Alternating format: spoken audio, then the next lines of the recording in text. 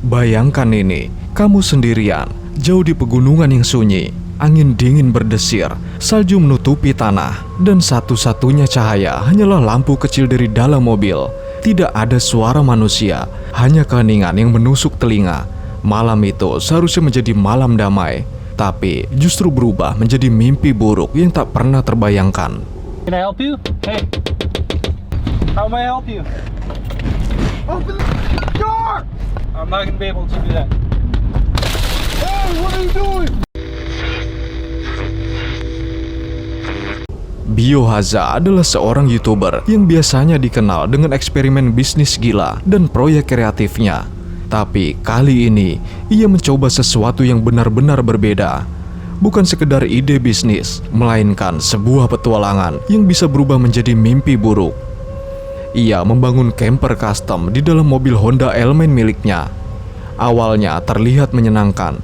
Ia membuat tempat tidur baru, rak kayu dengan kotak-kotak penyimpanan, meja dapur, bahkan menaruh kulkas mini dan kursi rendah yang ia sebut sebagai tahta raja. Semuanya tampak siap untuk perjalanan damai di pegunungan Sierra Nevada. And with that, we were off to a lot more adventure than I thought I had signed up for.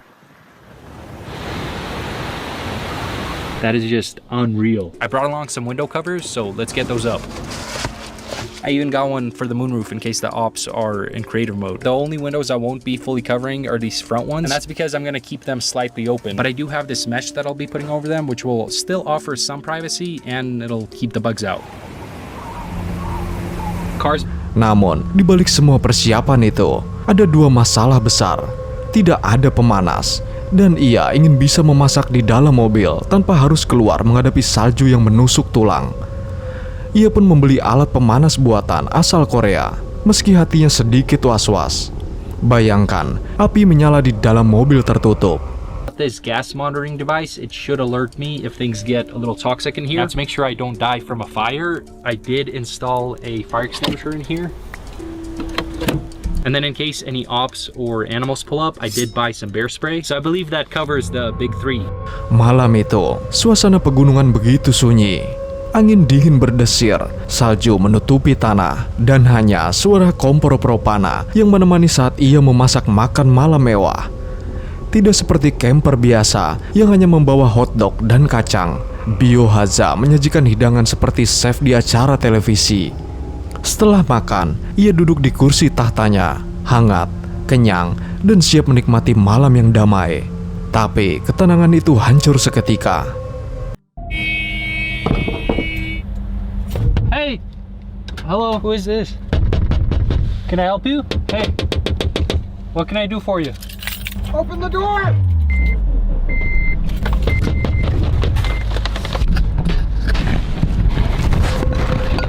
Dari kejauhan, sebuah mobil mendekat. Lampu sorotnya menusuk kegelapan. Klakson meraung, lalu berhenti tepat di depan mobil Biohazard, memblokir jalan keluar. Jantungnya berdegup kencang. Seseorang keluar dengan senter, menyorotkan cahaya langsung ke wajahnya, membuatnya buta sesaat. Bahaza mencoba berbicara, tapi orang itu tidak merespon. Lalu tiba-tiba, How may I help you? Open the door! I'm not gonna be able to do that. Hey, what are you doing?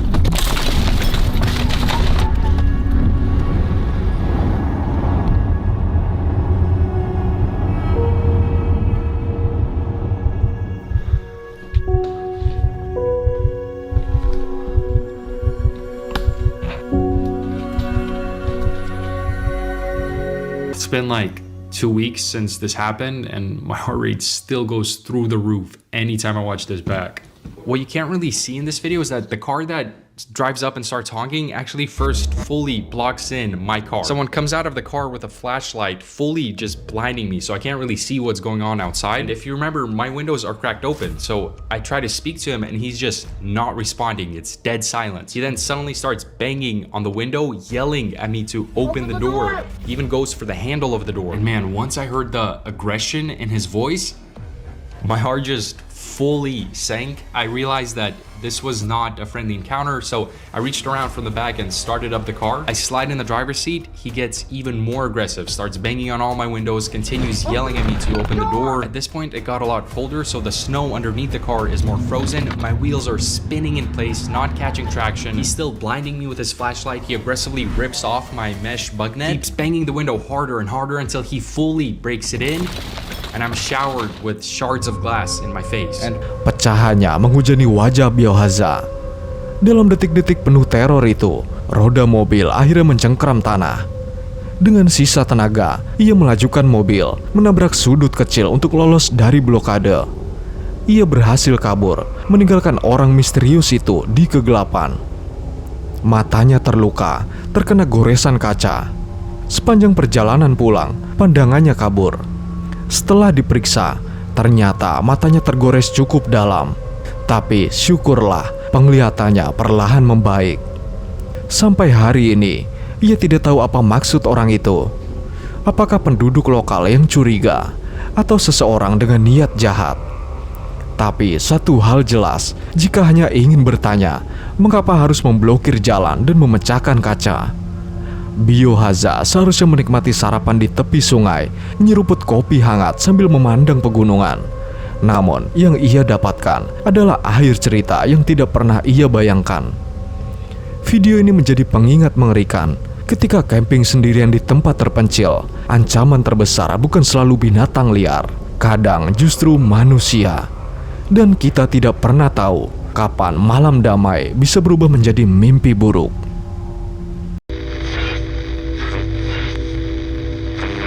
Adam adalah seorang kreator YouTube yang gemar menjelajahi banyak hal, mulai dari keterampilan bertahan hidup, ulasan senjata api, hingga perawatan rumah dan musik. Ia jelas tipe orang yang tidak pernah kehabisan aktivitas. Namun, ada satu hal yang paling membuatnya merasa hidup, menjelajahi hutan belantara seorang diri. Pada tahun 2017, ia mengunggah sebuah video yang berbeda dari biasanya. Video itu bukan sekedar tentang petualangan, melainkan sebuah pengalaman yang hampir mengubah hidupnya. Pengalaman yang membuktikan bahwa bahkan orang yang paling berpengalaman sekalipun bisa terjebak dalam situasi yang benar-benar menakutkan. Today we're going to explore some part of the wilderness that I've never explored before. But last summer, a logging company came in, and they must have got a pretty large wood permit because they cut about a 15-mile logging trail to do the logging in a part of the woods I've never explored, or I doubt many people have explored because it's just so inaccessible. So today we're gonna go out there to that logging trail, and I got the all-wheel drive vehicle. But before, there was no way, unless you were gonna hike 40 miles, there was no way really to access this part of the forest. But now that there's a logging trail there, we can at least get the vehicle a little deeper into the woods. Dengan kendaraan all-wheel drive miliknya, ia akhirnya bisa masuk lebih dalam ke wilayah yang selama ini tersembunyi. Perjalanan awalnya terasa biasa. Ia mengemudi hingga ujung jalur logging, lalu melanjutkan dengan berjalan kaki. Hutan begitu lebat, pepohonan rapat seakan menutup langit, membuat langkahnya terasa berat. Ia mengikuti peta, mencoba membuat jalur melingkar agar bisa kembali ke mobil. Semuanya berjalan sesuai rencana sampai sesuatu terjadi. I ran into probably one of the scariest situations I've ever been in on a wilderness hike by myself. I ran into a pretty freaking aggressive black bear that totally threw me off course of my little map here.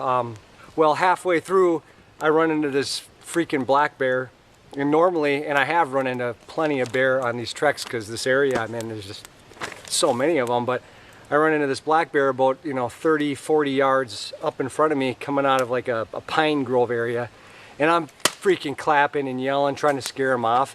And normally 100% of the time these black bear, they run off. They're very skittish, but this guy stood up on his hind legs and like started sniffing the air in my direction, which is not what you want them to do. So I started making more noise and started backing up the way I had come.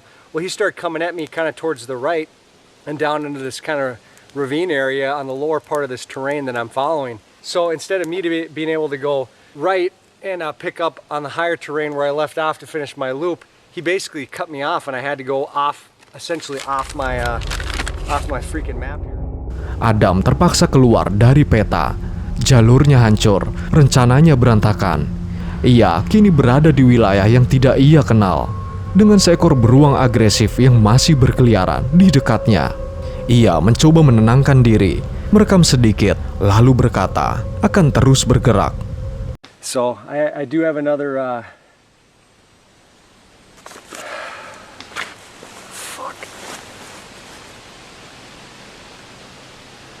Okay, I'm gonna get moving here.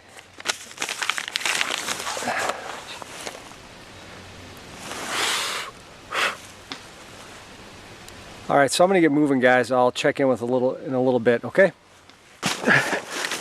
Motherfucker! Jeez. Yeah.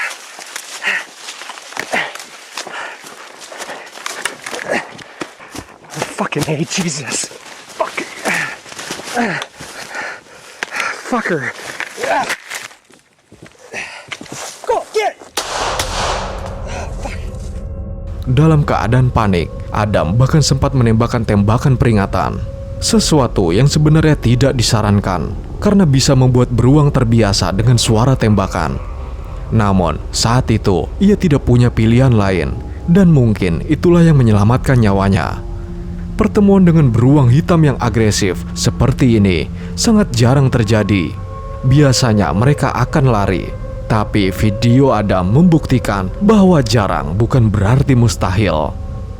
Ketika sendirian di hutan, jauh dari bantuan, satu kesalahan kecil bisa berakhir fatal.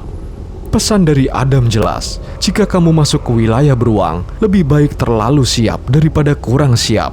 Karena di alam liar, segalanya bisa berbalik. Sang pemburu bisa saja berubah menjadi yang diburu.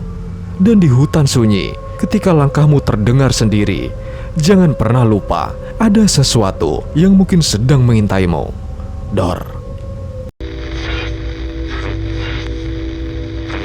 Wild Bliss Bunny adalah sebuah channel YouTube yang penuh dengan kejutan.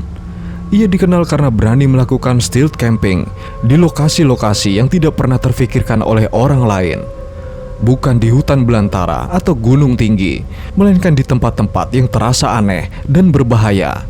Parkiran Walmart, belakang toko 7-Eleven, bahkan gudang tua yang sudah lama ditinggalkan. Setiap videonya selalu membawa nuansa misteri, seolah-olah ia menantang dunia untuk menemukan tempat paling tak masuk akal untuk bermalam. Namun, kali ini, Bunny memilih lokasi yang berbeda. Sebuah lingkaran pohon redwood raksasa berdiri tegak di tengah kota.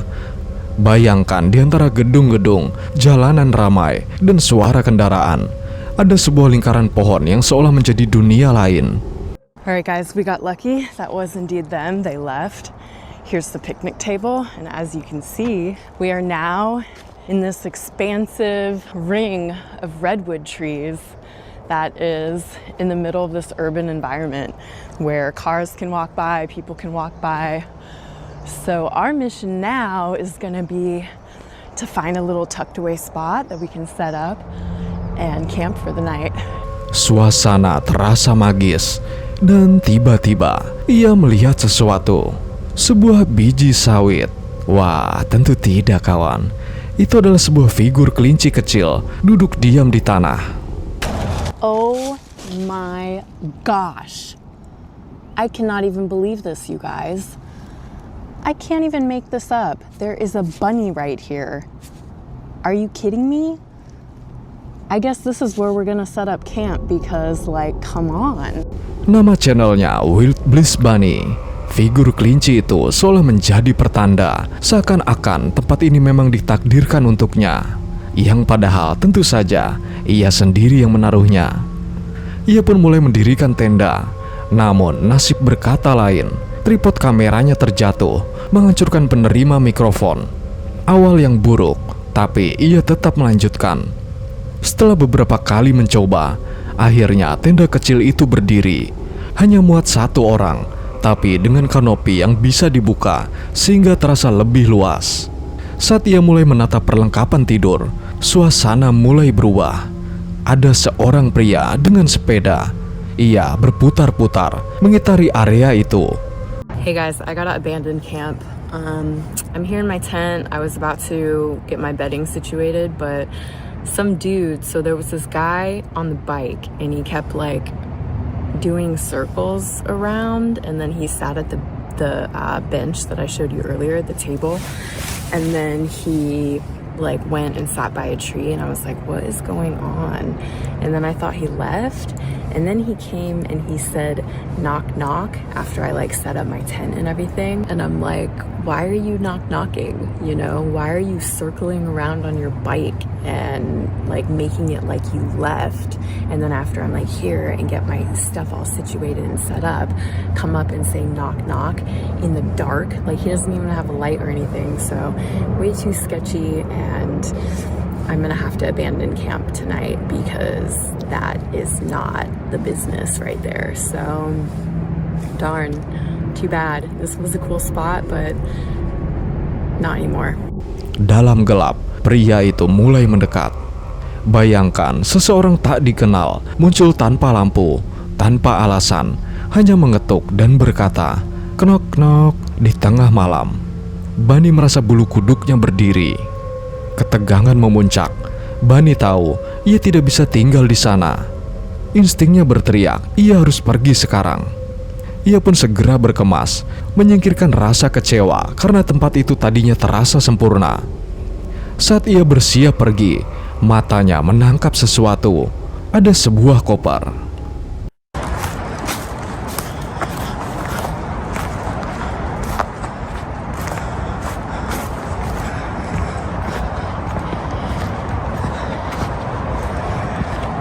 That suitcase wasn't here before. Wonder if it's that guy's. Where is that guy? Anyways, we're getting out of here. Way too creepy, man. Way too creepy. Suasana semakin mencekam. Mungkin pria itu tidak berniat jahat.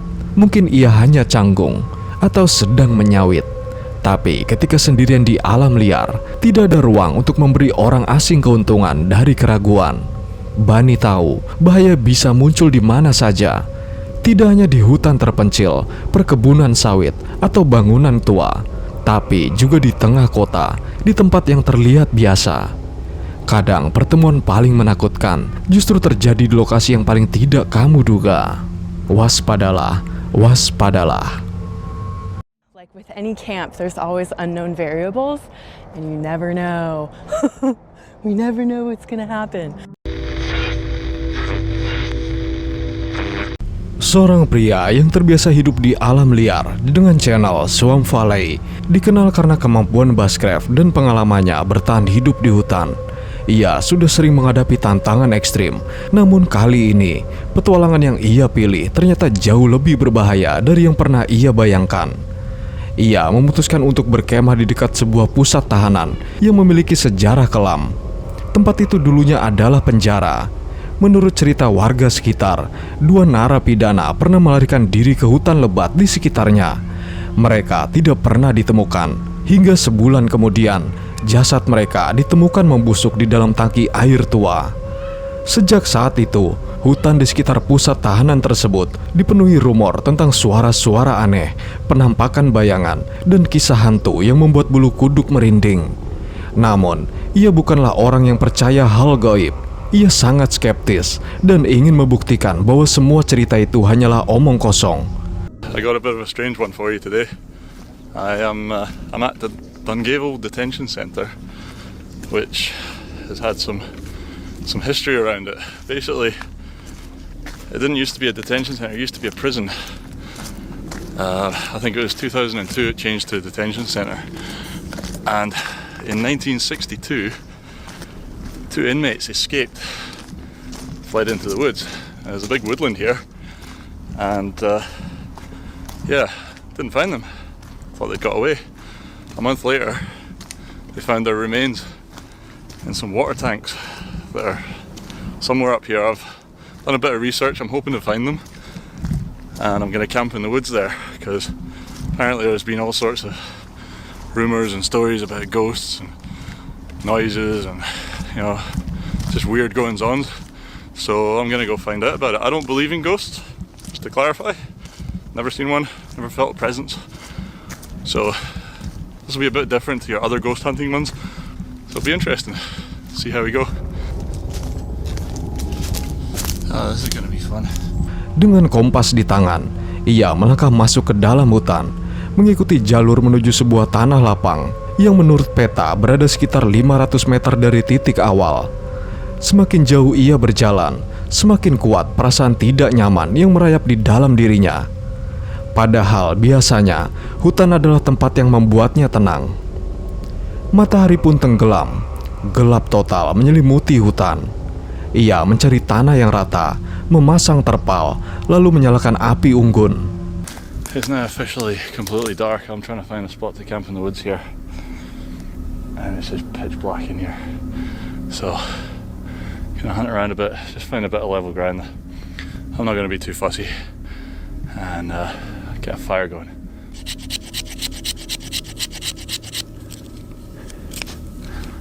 So,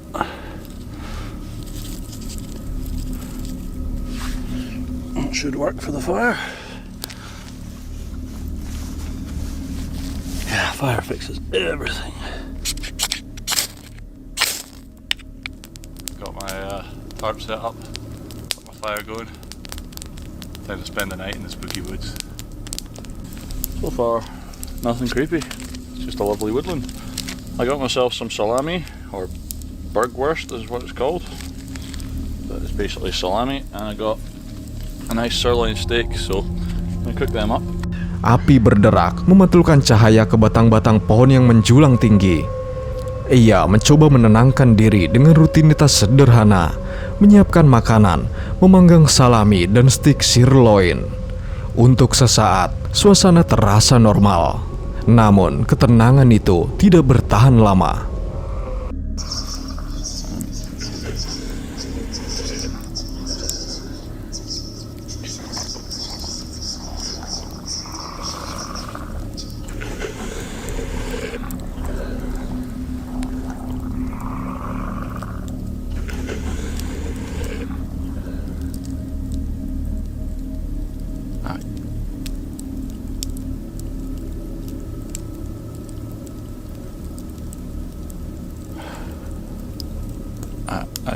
I actually just heard something there.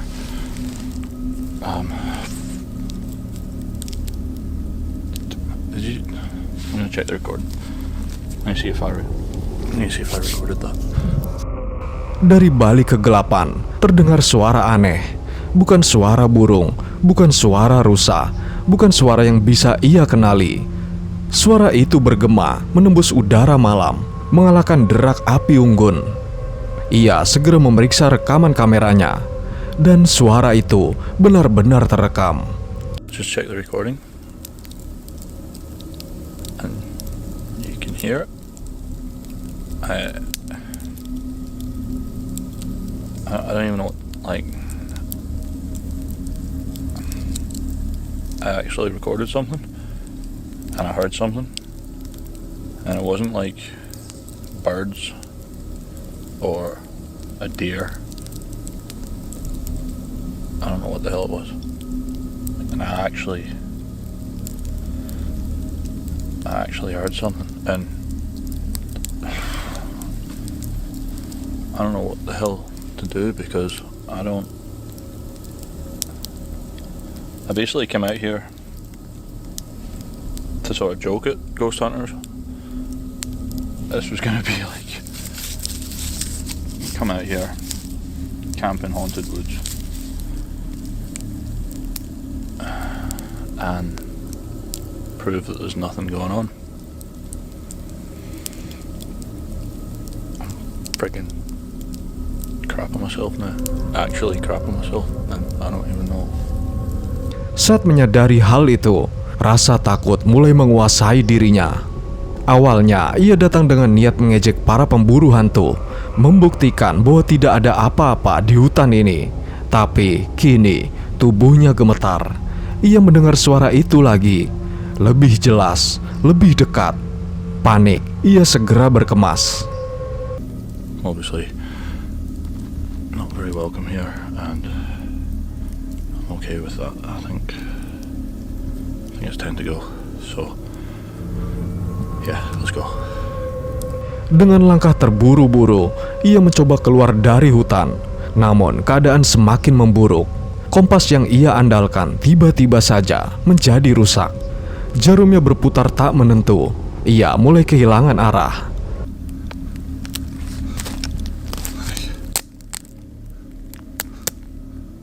What the hell?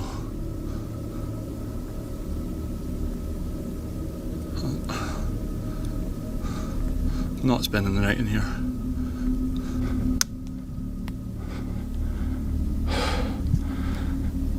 Compass isn't working. I'm just gonna have to follow like instincts. There are planes flying. I'm gonna try and use them to navigate.